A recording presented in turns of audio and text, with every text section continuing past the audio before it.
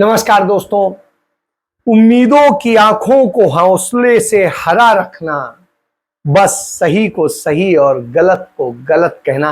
प्रशांत की इन पंक्तियों में बहुत कुछ छिपा है। आज यही वक्त है कि गलत और सही को गलत और सही कहा जाए। भारत की कूटनीति ने भारत को शर्मनाक स्थिति पर लाकर खड़ा कर दिया है। जिस तरह के हाल हो रहे हैं, जिनके आगे हम बिछ जाते हैं, जिनके लिए हम सब कुछ करते हैं, वो हमारे यहां आते हैं, हमसे लाभ लेते हैं और अपने देश में जाते ही हम पर ही गुर्राते हैं, हमारा ही नुकसान कर देते हैं। उदाहरण सबसे बड़ा है कि कनाडा के प्राइम मिनिस्टर भारत आए। उन्होंने यहां पर बड़ी पूरी जो है सत्कार लिया। इसके बाद में तमाम सारे जो है ट्रेड के लाभ लिए और इन सब के बाद में वो अपने देश पहुंचे तो उन्होंने जो ट्रेड की हमारा और उनका समझौता होना था उसे होल्ड कर दिया। वो उनका क्यों नहीं हो? क्योंकि इसकी बहुत सारी कमियां हैं, वो बताने के। उसके बाद में आज उन्होंने जिस तरीके से भारत के ऊपर बड़े बड़े लांछन लगाए हैं, कहा है कि भारत ने किस तरीके से सिख नेता को उनके देश में हत्या करवाई है। Over the past number of weeks, Canadian security agencies have been actively pursuing credible allegations of a potential link between agents of the government of India and the killing of a Canadian citizen, Hardeep Singh Nijjar. Canada is a rule of law country. The protection of our citizens and defense of our sovereignty are fundamental. Our top priorities have therefore been, one, that our law enforcement and security agencies ensure the continued safety of all Canadians, and two, that all steps be taken to hold perpetrators of this murder to account. Bharat को हत्यारा बता दिया है और raw के एक officer जो वहां पर उच्चायोग में थे उन्हें निर्वासित कर दिया। बदले में भारत को भी कार्रवाई करनी पड़ी। यह पहली बार है कनाडा जैसे शांत देश में, जहां खुद की अपनी सेना भी नहीं है, उस देश में हमारे रिश्ते 75 साल से बहुत बेहतरीन थे। आज हालत क्या हो गई कि उसके साथ भी हमारे रिश्ते खराब कर दिए गए। कनाडा एक ऐसा देश है जो हमारी अर्थव्यवस्था में भी योगदान देता है, क्योंकि हमारे तमाम लोग वहां पर जाकर के जो काम करते हैं, वहां पर जिस तरीके से सारा है, वहां से पैसा भेजते हैं, डॉलर आता है और हमारे देश को लाभ देता है। लेकिन आज हमें नुकसान में बदला जा रहा है। जिस तरीके से साजिश हो रही है, नफरत फैलाई जा रही है, उसका असर है ये। तो नफरत का खेल है। उधर खालिस्तान समर्थकों का वहां पर बहुत बड़ा जमावड़ा भी हो गया है और वो लगातार बढ़ता जा रहा है।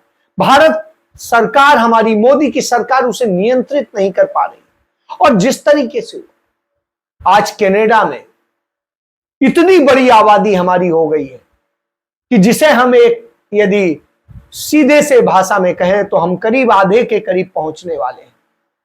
और उसके बाद में जहां हम इस स्थिति में हैं, जहां पर कई मंत्री हमारे देश के मूल के हैं, उस देश ने हमें इस तरीके की स्थिति में ला खड़ा कर दिया है। कमोबेश यही स्थिति हमें देखने को मिल रही है अमेरिका के साथ।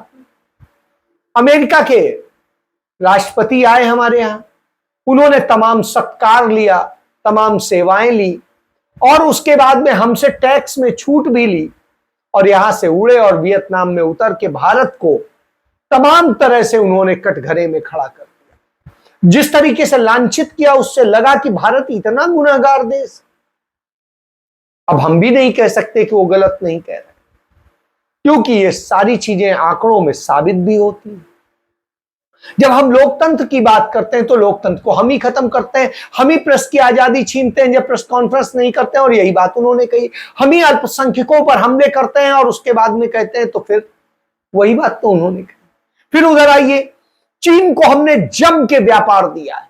इस देश का सबसे बड़ा ट्रेड उस पर आ गया है और हमारे देश के विदेश मंत्री कहते हैं कि साहब चीन के कारण ही हमारे देश में सामान सस्ता मिल रहा है, नहीं तो बर्बाद हो जाता हमारा देश।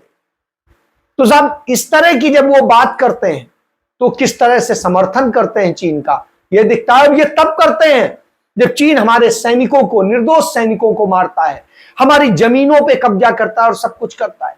ये वही मोदी सरकार है जो कहती थी कि हम चीन के साथ में व्यापार को कम करेंगे, हम आत्मनिर्भर बनेंगे, लेकिन स्थिति बिल्कुल उलट हो गई। तो यह हालत है। दूसरा एक और देख लीजिए, भारत में ही आईफोन बन रहा है और आईफोन बनने के बाद में भारत में डबल रेट पे मिल रहा है, अमेरिका में आधे दाम पे मिल रहा है। तो यह हालत भी है। इसके बाद में आप देखिए जिस तरह की स्थितियां हैं, न हालात देश में अच्छे हैं, न देश के बाहर अच्छे हैं। रसिया हमारे साथ में कटौती करने जा रहा है और बहुत सारी चीजें जिसको हमने समर्थन दिया यूक्रेन के सापेक्ष, हमने तमाम सारे लोगों को नाराज भी किया। यह है यूरोपियन कंट्रीज हमसे किस तरीके से खफा हैं, जबकि हम लाभ देते हैं। जिस तरह से हम फ्रांस को लाभ देते हैं, जिस तरीके से हम ब्रिटेन को लाभ देते हैं और दूसरे तमाम कंट्रीज को लाभ देते हैं, लेकिन वही यूरोपियन यूनियन हमें धिक्कारती है, हमें न जाने क्या क्या कहती है। और ये यहीं तक सीमित नहीं, इसकी सीमा इतनी तक है, हम अमेरिका से तमाम हथियार खरीदते हैं और अमेरिका हमें वो हथियार बेचता है जो उसके आंखें कंडम हो जाते हैं। इसका एक उदाहरण, उनका एक प्लेन आज क्रैश हुआ, फाइटर प्लेन, और वही प्लेन वो भारत को बेच रहे हैं और भारत उसके लिए लालायित खड़ा है कि ले जाइए भैया, हमें दे दीजिए, और हम उसकी मनमानी कीमत उन्हें दे रहे हैं। यानी भारत को लुटाओ, सब कुछ कराओ, और इसलिए कि हमें सिर्फ एक हीरो की तरह से दिखा दो, बस जब हम आए आपके यहां हमें भोजन करा दो, व्हाइट हाउस में हमें अतिथि बना दो, बस इससे हम जो है खुश हो जाएंगे, हमारा काम हो जाएगा। क्यों? हम चुनाव जीतते, और चुनाव जीतने की ही मंशा ये क्या करती है। यही स्थिति आज महिला विधेयक पर हुई। जो महिलाओं को हक देने का राजीव गांधी ने, श्रीमती इंदिरा गांधी ने एक कोशिश की थी। राजीव गांधी ने पहली बार 30% आरक्षण दिया था और उसके बाद में महिलाओं को आत्मनिर्भर बनाने के लिए तमाम सारी चीजें की गई थी, उन्हें सशक्त बनाने के लिए तमाम चीजें की गई थी। उसके बाद में जब कांग्रेस सरकार, श्रीमती सोनिया गांधी महिलाओं को पूर्ण आरक्षण देना चाहती थी, हर चीज में, सिर्फ पंचायतों तक ही नहीं सीमित रखना चाहती थी, तो इसके लिए बिल आया। कांग्रेस ने इसे राज्यसभा में तो पास करा लिया, लोकसभा में नहीं पास करा पाई क्योंकि पूर्ण बहुमत नहीं था और जो सहयोगी दल थे वो राजी नहीं थे। वो क्रेडिट हमको देते नहीं, लेकिन मैं उनके नोटिस को लाना चाहता हूं कि वुमेन रिजर्वेशन बिल ये ऑलरेडी पास्ड इन 2010, लेकिन इसको बाधा आ गई तो उसमें वही रुक गया। लेकिन ये पहले थोड़ा बैकवर्ड क्लासेस को रिजर्वेशन देने की बात थी। शेड्यूल कास्ट तो इजी था उनका, क्योंकि उनको ऑलरेडी कॉन्स्टिट्यूशनल रिजर्वेशन रहने की वजह से 1/3 इजीली उसमें आता था। लेकिन बैकवर्ड क्लासेस और उनको इसमें जरा थोड़ी सी आगे पीछे होने का संभव इसलिए है कि अनलेस कॉन्स्टिट्यूशनल अमेंडमेंट 1/3 बैकवर्ड को देने का अगर नहीं होता तो नेचुरली वहाँ के महिलाओं को नहीं मिलता, और अगर आप नहीं करेंगे तो सिर्फ उन बैकवर्ड क्लासेस को अन्याय होगा। भाजपा के भी तमाम लोग राजी नहीं, नतीजतन बिल पास नहीं हुआ, लेकिन चूंकि राज्यसभा से पारित हो गया था इसलिए वो एग्जिस्ट करता था और उसे कभी भी लोकसभा में पास कराया जा सकता। तो CWC की मीटिंग में हैदराबाद में श्रीमती सोनिया गांधी ने इसको लेकर सवाल उठाया और इस पर चर्चा हुई और प्रस्ताव पारित किया गया कि मोदी सरकार महिला आरक्षण बिल पास करे और उसी तरह पास करे जैसे उसकी अपेक्षा है, महिलाओं को हक मिले, तत्काल मिले। उन्हें न सिर्फ इसका हक मिले कि वो आपके घर परिवार की हिस्सा रहे, वो राजनीतिक भागीदारी में भी आपके हिस्सेदार। तो यह इतनी बड़ी चीज थी, इसकी मांग की, इसका एक आंदोलन कांग्रेस ने खड़ा किया श्रीमती सोनिया गांधी के नेतृत्व। और इसको लेकर प्रियंका गांधी ने 2022 के आप यूपी के चुनाव के प्रभारी थी, उन्होंने कहा कि हम 40% टिकट महिलाओं को देंगे, चाहे वो हारे चाहे जीते। और उन्होंने जीती हुई तमाम सीटें जो जीत सकते थे उन्होंने हारना मंजूर किया, लेकिन वायदे के मुताबिक महिलाओं को दिया। यह था। तो यह होता है कथनी करनी में कोई अंतर ना होना। लेकिन दूसरी तरफ प्रधानमंत्री नरेंद्र मोदी ये वायदा करते चले आ रहे हैं लंबे समय से। और आपको याद होगा 2014 में विज्ञापन चलते थे, बहुत हुआ नारी पर वार, अब की बार मोदी सरकार।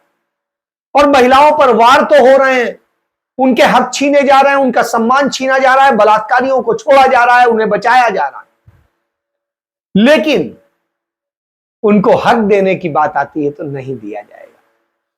चंद अपनी चहेती हुई महिला नेताओं को तो वो बड़ा पुरस्कृत करेंगे, शेष किसी की बात नहीं। तो यह नरेंद्र मोदी का सच है। आज जब देश की संसद पहली बार नए संसद भवन में बैठी तो वहां यह बिल आया तो बड़ी उम्मीदें थी कि चलिए मोदी ने एक तो बात कांग्रेस की सुनी जो सही बात, और उसमें जिस तरह घोटाला किया, जैसे वो जुमले फेंकने के आदी हैं। आपको याद होगा कि 2 करोड़ रोजगार के वायदे थे, 15 लाख खाते में आने के वायदे थे, काला धन आने के वायदे थे, भ्रष्टाचार मुक्त भारत के वायदे थे, और न जाने कितने वायदे थे, मिनिमम गवर्नमेंट, मैक्सिमम गवर्नेंस, और ये सारे वायदे आज तक जुमले साबित हुए।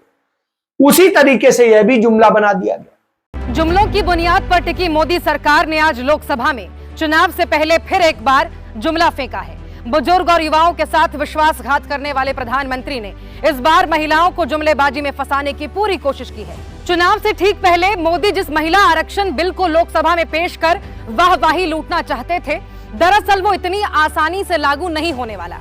उसके लिए एक लंबी प्रक्रिया है जो 2024 चुनाव से पहले किसी भी सूरत में मुमकिन नहीं है। यानी इस वक्त महिला आरक्षण बिल को लोकसभा में पेश करना मोदी जी का महज एक जुमला है, इवेंट बाजी है। महिला आरक्षण बिल में तकनीकी पेच है, मैं आपको समझाती हूँ। यह बिल आज पेश जरूर हुआ है, लेकिन हमारे देश की महिलाओं को इसका फायदा जल्द मिलने वाला नहीं है। ऐसा क्यों? क्योंकि ये बिल जनगणना के बाद ही लागू हो सकेगा, और जनगणना तो मोदी सरकार ने कराई नहीं है। आपको बता दें कि 2021 में ही जनगणना होनी थी, जो कि आज तक नहीं हो सकी। आगे ये जनगणना कब होगी इसको लेकर भी कोई जानकारी नहीं है। खबरों की माने तो कहीं 2027 तो कहीं 2028 में जनगणना कराई जाने की बात कही जा रही है। इस जनगणना के बाद ही परिसीमन या निर्वाचन क्षेत्रों का पुनर्निर्धारण होगा, तब जाकर आरक्षण बिल लागू हो सकेगा।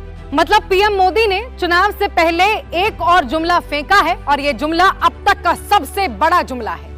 मोदी सरकार ने हमारे देश की महिलाओं के साथ विश्वासघात किया है, उनकी उम्मीदों को तोड़ा है। आप खुद देख लीजिए, चुनाव जीतने के लिए बीजेपी, पीएम मोदी किस हद तक गिर सकते हैं। जिस बिल के पास होने की अभी कहीं से कोई उम्मीद ही नहीं है, उस बिल को लोकसभा में पेश कर मोदी जी देश की महिलाओं और जनता को गुमराह कर रहे हैं।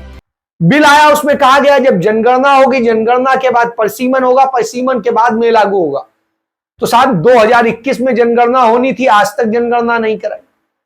परिसीमन और ये सब की बात, अब जनगणना यदि होगी भी और सब कुछ होगा तो भी वो 2024 में नहीं लागू हो सकता है, यानी अगले इलेक्शन तक ये चला गया। तो आप समझ सकते हैं कि कितना बड़ा खेल ये झूठा है, क्योंकि उसमें भी इतनी चीजें कर दी जो SC ST और OBC के हैं, उनमें कैसे किया जाएगा उसके लिए भी कोई बहुत अच्छी व्यवस्था नहीं। बावजूद इसके विपक्ष ने साथ दिया, क्योंकि वो चाहता है कि महिलाओं को आरक्षण मिले, हक मिले। क्योंकि राहुल गांधी कहते हैं, एक कार्यक्रम में वो सवाल कर रहे थे कि ये बताइए कि महिलाएं ज्यादा पावरफुल है या पुरुष, या समान? तो तमाम लोगों ने कहा समान। उन्होंने कहा नहीं, वो ज्यादा पावरफुल है, और उन्हें ज्यादा पावरफुल बनाने की भी जरूरत है, हक भी देने की। Do you say a woman is stronger than a man or weaker than a man? They're equal. Are they equal? Yes, of course they are equal. I'll tell you a secret that men will never tell you.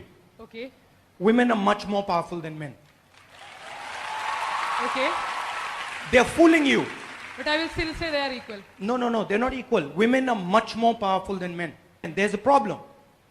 Women do not understand their power.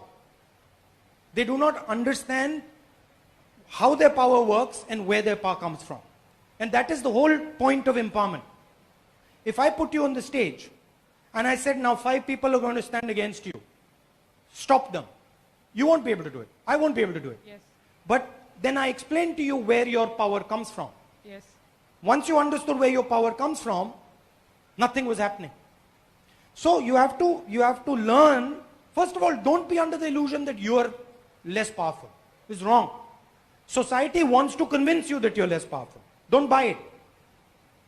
Next, once you've realized that you're more powerful, now understand your power. उनका हक ज्यादा बनता है। तो आप इस बात को समझिए, ये कांग्रेस की सोच थी। नरेंद्र मोदी की सरकार की सोच ये है कि उन्हीं के अपने लोग सहमत नहीं थे, वो अपनों को ही नहीं वो कर सके, और नतीजा यह हुआ कि यह भी एक जुमला साबित हुआ।